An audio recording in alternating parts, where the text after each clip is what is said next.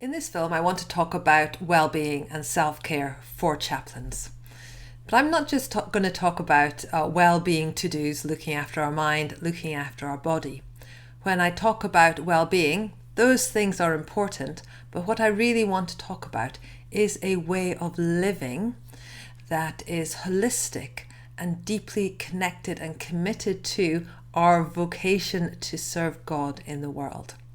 It's not just looking after ourselves so we can work harder, but looking after ourselves because it's an expression of who and what we're called to be.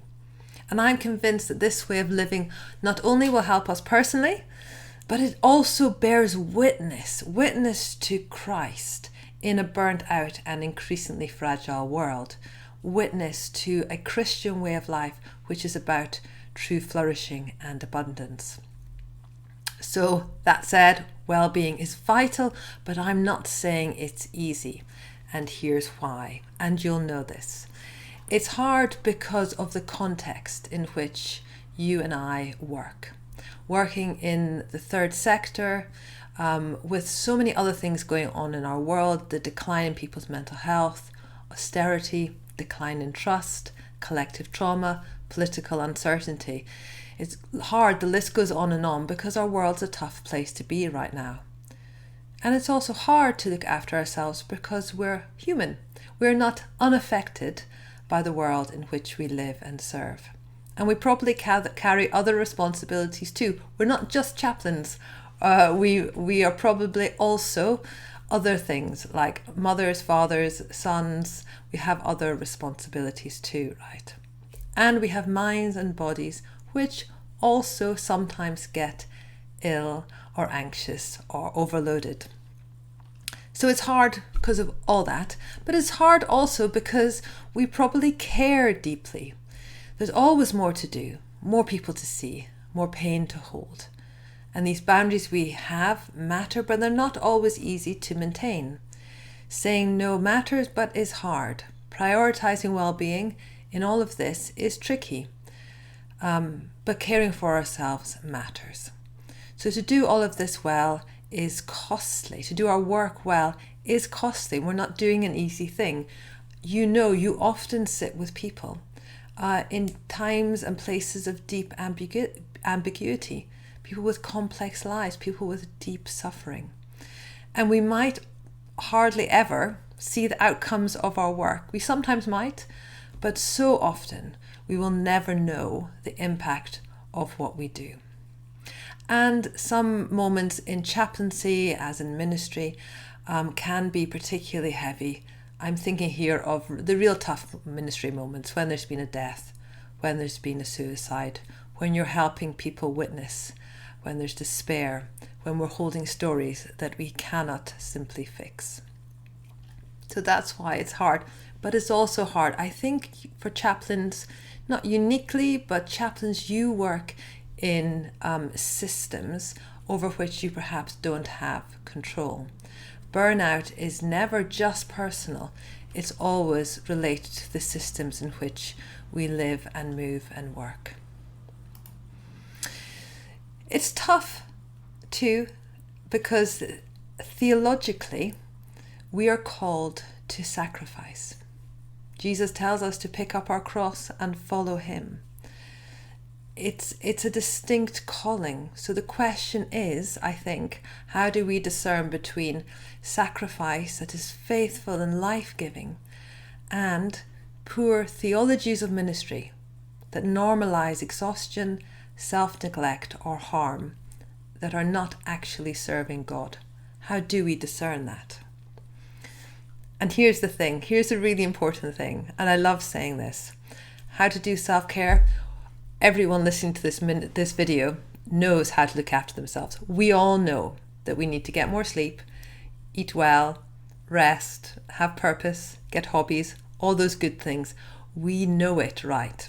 The problem around self-care for those in ministry, I don't think is a knowledge problem. It's a putting it into action problem, isn't it? In the complexity of busy lives, how do we do it? What are the habits? It's not a head problem. It's not a knowledge problem. It's a heart problem.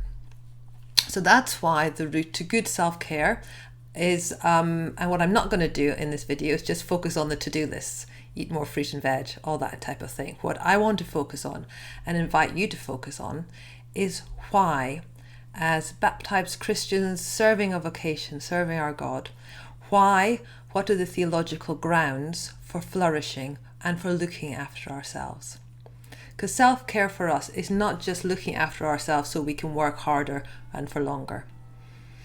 It's about remembering who we are. We are the deeply beloved of God.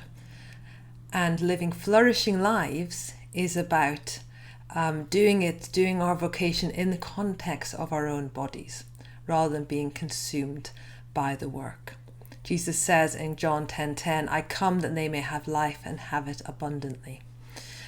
This is our theological framing for well-being. We are so utterly loved by God that we should look after ourselves in the same way that God looks upon us. Thomas Merton says that we don't find peace by rearranging the circumstances of our lives, but by discovering who we are at our deepest level. So well-being and flourishing is not about doing more, it's not about eating well, it's not just about sleeping the right amount. It's about the why we look after ourselves, and we look after ourselves because we remember or discover anew just how much we're loved by God. And that should be the inspiration to care for ourselves, to maintain our boundaries, to find space and time to look after our minds and our bodies, because we're utterly beloved by God. We are God's claimed, chosen children, and we should look after ourselves as God values us. That's the theological orientation, to put beside, pick up your cross and follow me, in order to find flourishing. As chaplains, you by definition work outside church structures, but I bet you're working within other structures and organisation. And I want to talk a little bit about the impact of systems and then talk a bit about burnout now, because our place within systems has well-being impacts. Now that might look like strain through working with diverse teams, or having to defend your role in a secular context, or managing unclear boundaries, or having unsupportive management. You will know your system. You will know the tolls it takes on you. Research into burnout helps us to name what many chaplains already know in their bodies. The studies consistently show that the main cause of burnout is not personal weakness or failure, or some failure of self-care. The most commonly identified drivers include unfair treatment at work, unmanageable workloads, lack of role clarity, poor communication and support from managers, and unreasonable time pressure. We'll look more deeply in those causes in a second. So what's burnout? Well, burnout is defined by the World Health Organization as a syndrome resulting from chronic workplace stress that's not been successfully managed. It's characterized by 3 dimensions. Firstly, feeling tired or depleted. Secondly, increased mental distance from one's work. And thirdly, having a reduced sense of professional effectiveness. So being tired, being maybe cynical and negative, and then thirdly, what does it matter? These are symptoms and characteristics of burnout. Jonathan Malizick, who wrote an excellent book on burnout, he suggests that burnout is not simply a binary of being burnt out or not, but there is a spectrum, a burnout spectrum. People may move from feeling stretched or overextended into cynicism, frustration, and an ineffectiveness, and eventually a sense of complete burnout being used up and into illness. So there's places on the spectrum, which is correlated with stress and workload and effectiveness as well. And there are PDF surveys, inventories that you can download on the internet for free. They're called the Maslick Burnout Inventory, where you can do a quiz to find out if and where you are on the spectrum. If this is all sounding a bit clinical, Christina Maslick, the person who worked with the World Health Organization to get burnout recognized, she describes burnout as an erosion of the soul. and erosion of the soul. And that phrase, I think, resonates so deeply with people involved in ministry, with chaplaincy, because we're involved in soul work, caring work, ministry. And when the conditions are wrong, when it's not working out, it can feel like our soul itself is beginning to fray. It's important to say that burnout is not just about having too much to do, but there are 6 contributing factors. I'm just going to list them now. The first is workload, when demand consistently exceeds capacity and there's no room for rest, recovery, or growth. The second factor is lack of control, feeling like you have little autonomy or limited access to resources or no voice in the decisions that are affecting your work. That can be deeply draining. The third factor is reward. Does external recognition match internal meaning? Is what you do being appreciated? Does it feel secure? Are you getting a sense that what you do matters in the systems in which you work? The fourth is community. Burnout is more likely where relationships are strained or people feel isolated or there is a low level of trust. Supportive collegial relationships are a protective factor, but they're not always easy to cultivate within our systems. We're not in control of that. The fifth factor is fairness. Do you perceive there's inequality or lack of recognition or inconsistent treatment that can increase feelings of burnout if we're overlooked or undervalued, which can erode morale? The final one, the sixth one, is there a values mismatch?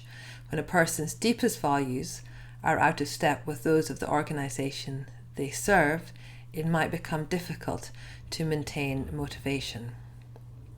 And I think that's a particularly important one for chaplains and those involved in values-driven work.